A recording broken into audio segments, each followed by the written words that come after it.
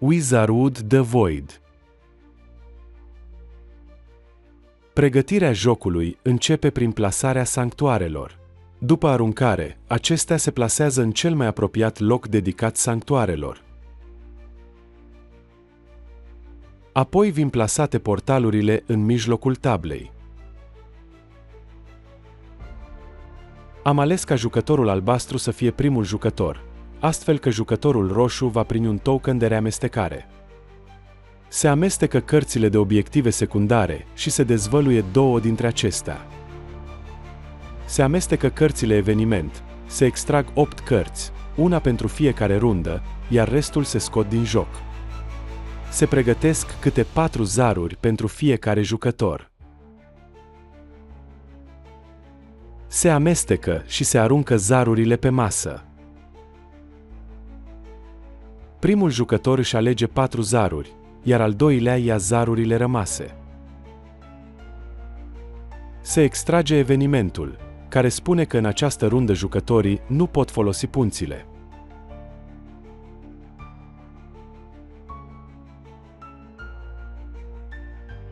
Jucătorul albastru alege să plaseze 2 punți, cu intenția de a ajunge la un sanctuar și folosește un zar mișcare pion pentru a intra în void. Ultimul zar îl păstrează pentru runda viitoare. Jucătorul roșu începe și el să plaseze o punte, apoi blochează jucătorul albastru prin plasarea unui zar cu țepușe în fața lui. Plasează o scară, după care folosește tokenul de reamestecare pentru a arunca ultimul zar. Rearuncarea îi aduce o nouă punte pe care o plasează în void. Începe pregătirea următoarei runde. Tokenul de prim jucător este predat, iar celălalt jucător primește un token de reamestecare. Se pregătesc zarurile pentru o nouă rundă. Jucătorii își aleg zarurile, după care este dezvăluit următorul eveniment.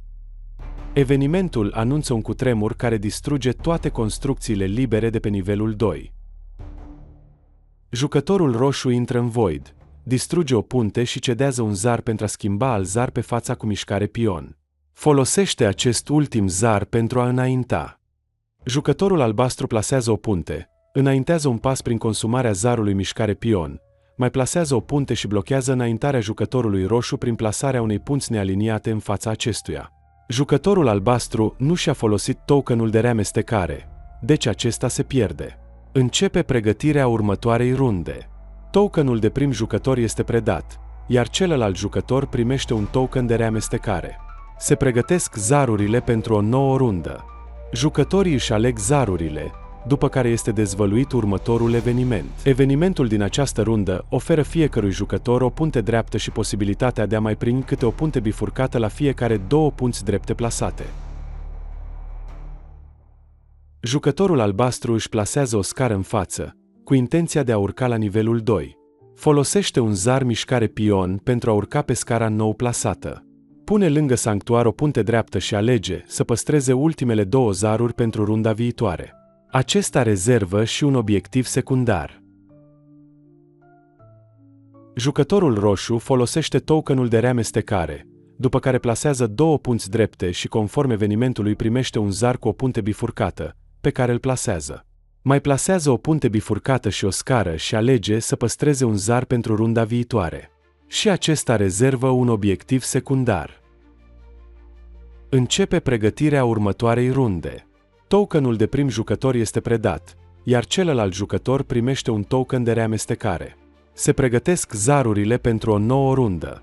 Jucătorii își aleg zarurile, după care este dezvăluit următorul eveniment.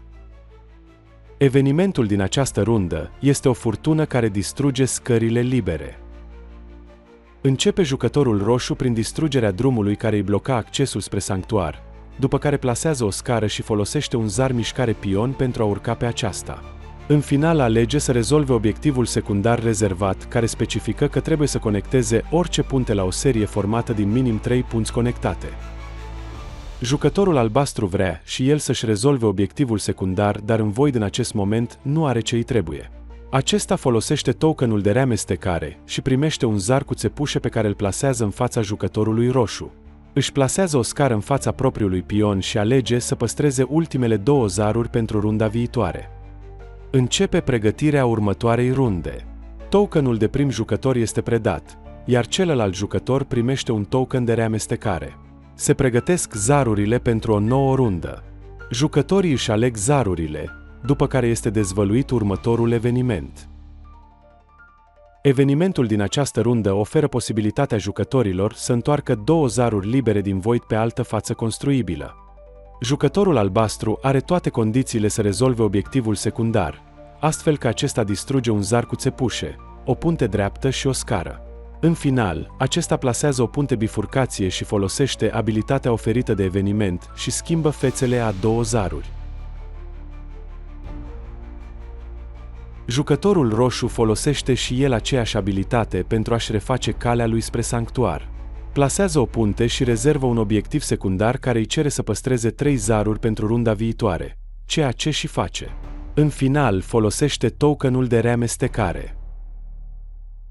Începe pregătirea următoarei runde. Tokenul de prim jucător este predat, iar celălalt jucător primește un token de reamestecare. Se pregătesc zarurile pentru o nouă rundă. Jucătorii își aleg zarurile, după care este dezvăluit următorul eveniment.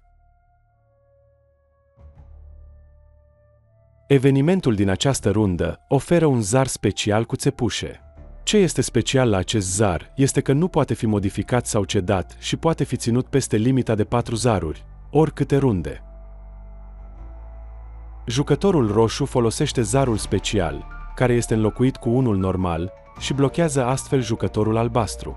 Apoi atacă jucătorul albastru cu 3 mingi de foc, obligându-l pe acesta să facă un pas în spate, distrugând și scara pe care se află acesta. Pentru acest atac, jucătorul roșu primește un token de experiență. În final, își plasează o punte în fața lui.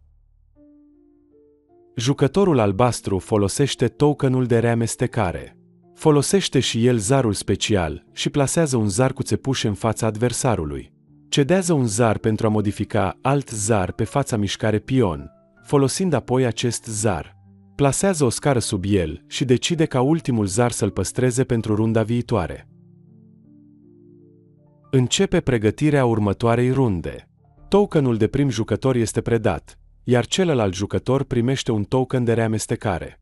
Se pregătesc zarurile pentru o nouă rundă. Jucătorii își aleg zarurile, după care este dezvăluit următorul eveniment. Evenimentul din această rundă oferă posibilitatea ca odată pe tur aceștia să poată roti orice punte. Jucătorul albastru folosește abilitatea evenimentului pentru a încurca accesul pionului roșu la sanctuar. Apoi cedează un zar pentru a modifica alt zar pe fața cu minge de foc și folosește acest zar pentru a distruge zarul cu țepușe din fața lui, după care plasează o scară și o punte pe calea lui spre sanctuar. Jucătorul roșu folosește tokenul de reamestecare. Cedează și el un zar pentru a modifica alt zar pe fața cu minge de foc și folosește zarul pentru a distruge un zar cu țepușe. În final, plasează o punte bifurcată și o scară. Începe pregătirea următoarei runde. Tokenul de prim jucător este predat, iar celălalt jucător primește un token de reamestecare. Se pregătesc zarurile pentru o nouă rundă. Jucătorii își aleg zarurile, după care este dezvăluit următorul eveniment. Evenimentul din această rundă oferă în plus o punte la alegere. Jucătorul roșu folosește cele 2 zaruri mișcare pion pentru a face 2 pași. Cedează apoi un zar pentru a modifica alt zar pe fața cu mișcare pion, folosind apoi acest zar pentru a înainta iar. Ultimul zar îl plasează nealiniat în fața adversarului pentru a-l încurca. Jucătorul albastru folosește tokenul de reamestecare și primește un zar mișcare pion. Folosește acest zar pentru a înainta. Cedează apoi un zar pentru a modifica alt zar pe fața mișcare pion. Îl folosește și pe acesta pentru a înainta, după care nu mai găsește nicio opțiune prin care să înainteze, așa că se oprește aici. Pentru că s-au terminat cele 8 runde, jocul a luat sfârșit. Se trece la calcularea punctelor de experiență acumulate. Jucătorul roșu a rezolvat 2 obiective secundare însumând 4 puncte de experiență, plus un token cu valoare de 1 punct din atacarea adversarului și încă 4 puncte de proximitate primite pentru cât de mult s-a apropiat de sanctuar.